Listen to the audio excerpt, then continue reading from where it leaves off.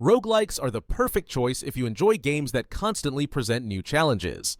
Let's dive into the best roguelike games of 2025 that you won't want to miss. Kicking things off, we have Nine Kings. Mixing kingdom building with deck building, auto-battling, and tower defense, Nine Kings delivers a fast-paced roguelike experience on a compact 3x3 grid. Strategic placement of troops, buildings, and buffs lets you counter each unique rival king. Simple to learn but rich in creative builds, its charming pixel art and satisfying gameplay loop make it a standout for multi-genre fans.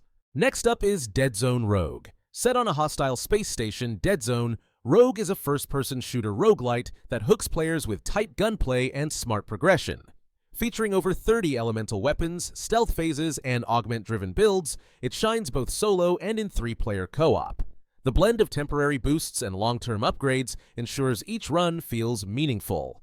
Up next, we have Monster Train 2. Monster Train 2 is a great sequel that adds 5 clans, new equipment and rooms, and strategic variety to the deck-building roguelike formula. Its challenging gameplay rewards thoughtful combos and clan mastery feels satisfying. Every run offers meaningful choices and exciting synergies, making the game highly replayable.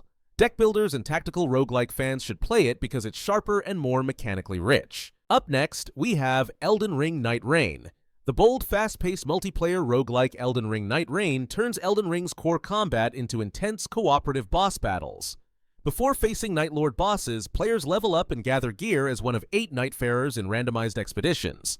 The game has repetitive runs and limited map variety, but the combat and boss fights are great. A fresh but challenging Souls-like experience, it's best played with friends. Next, we have Drop Duchy. Drop Duchy combines roguelike deck building, strategy, and Tetris-inspired tile placement. Players strategically place terrain and buildings to gather resources and recruit troops while disrupting opponents' placements to build medieval kingdoms. Deep strategic layers, diverse factions, and charming minimalist art characterize the game. Its slow pace may reduce the roguelite loop's appeal. Interesting, well-designed hybrid with fresh mechanics and tactical depth. Moving on, we have Tower Dominion. Tower Dominion is a fun roguelite tower defense game with deep strategic gameplay through terrain shaping, elevation, and path control. 3 factions with different playstyles and 30 heroes increase replayability. Players adjust strategies after each wave with upgrades and rewards. Despite its simple graphics and thin story, the game's strategic depth and challenge make it a fresh take on the genre with endless replay value. Up next, we have Nordhold. Nordhold is a Nordic village-based roguelite tower defense game with a hex-based grid for strategic depth. Its tower defense and roguelike mechanics offer high replayability with random upgrades, relics, and hero choices.